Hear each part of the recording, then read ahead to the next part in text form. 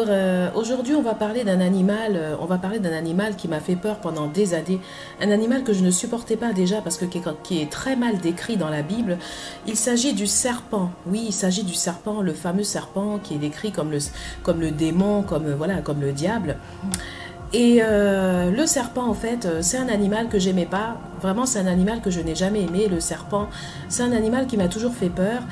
Déjà, quand j'étais petite, quand j'avais 6 ans, quand j'étais petite, une fois, mon père, un matin, en allant dans la cour, en se réveillant le matin à 6 heures, a trouvé un énorme serpent dans le jardin. C'était un gros serpent boa, un énorme serpent dans le jardin. Et donc du coup, bon, moi j'ai eu la chance ce jour-là, parce que je n'étais pas encore réveillée, j'aurais pu me retrouver dans la cour et me faire même peut-être bouffer par ce serpent, mais j'ai eu la chance de ne pas être réveillée tôt ce jour-là, et il y avait un énorme serpent dans la cour.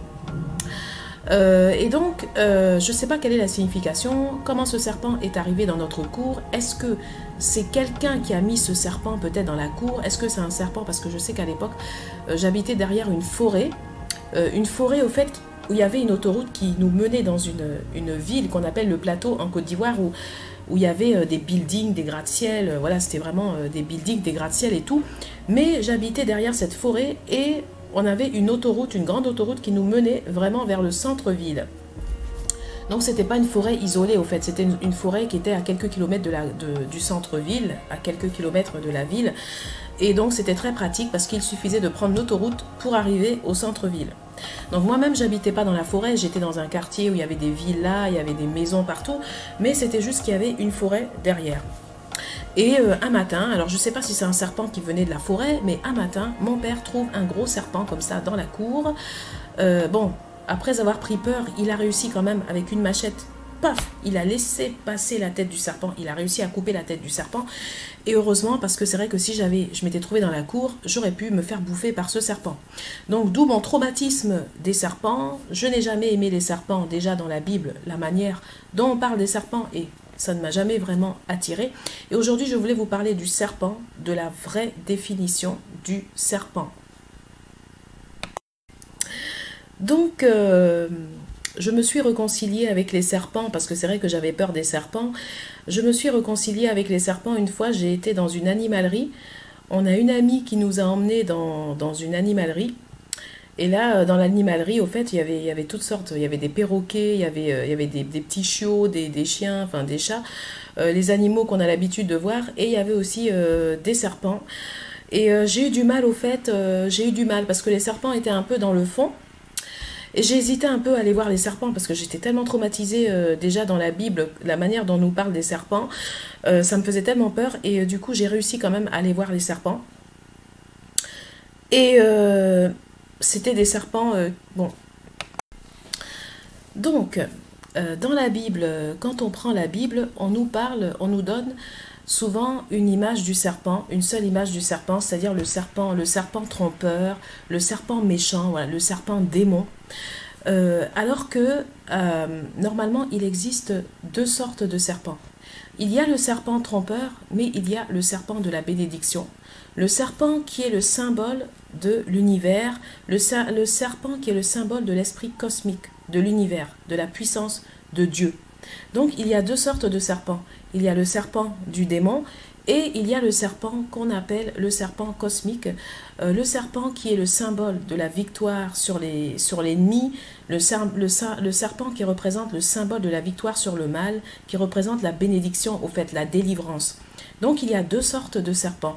Et d'ailleurs, dans certaines cultures, le serpent est un animal qui est vénéré, le serpent est un animal sacré, parce qu'il représente l'univers cosmique, il représente la puissance de Dieu, il représente la victoire sur l'ennemi, il représente au fait la délivrance.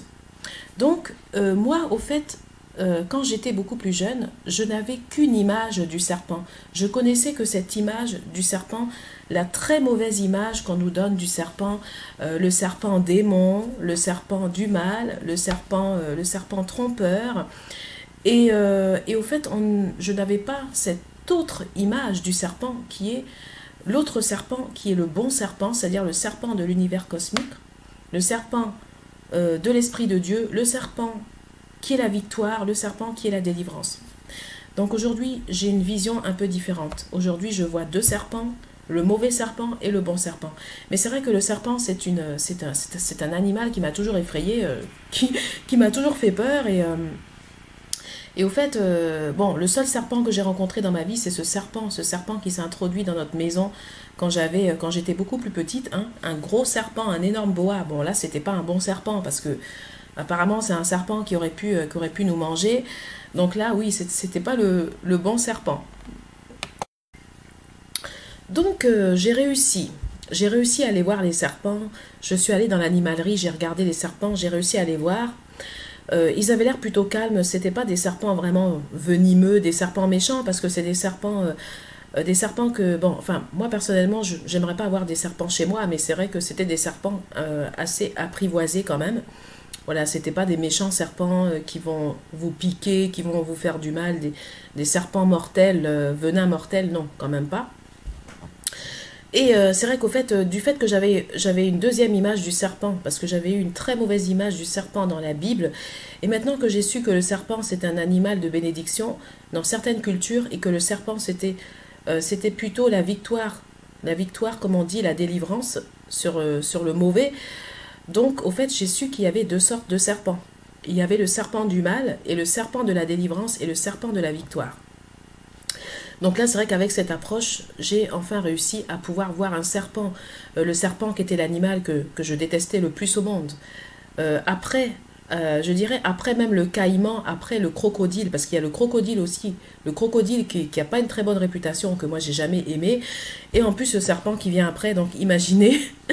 J'ai eu du mal avec le serpent, mais bon, aujourd'hui ça va. Voilà. Parce que je sais que le serpent, c'est pas que des mauvaises choses. Le serpent, c'est l'univers cosmique. Le serpent, d'ailleurs, c'est l'icône de la délivrance. C'est un symbole qu'on utilise quand on parle de délivrance. On parle, par exemple, de victoire mystique sur certaines mauvaises entités spirituelles.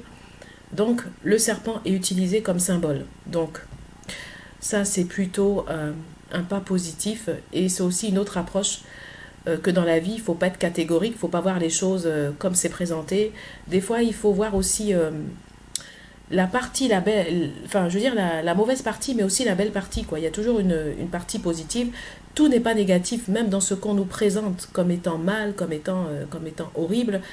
Il y a des fois des parties positives et tout n'est pas horrible comme on nous présente. Donc c'est pour ça que des fois, c'est important d'aller chercher un petit peu, d'enlever un peu les étiquettes, d'enlever ce qu'il y a derrière, pour trouver voilà, certaines vérités au fait.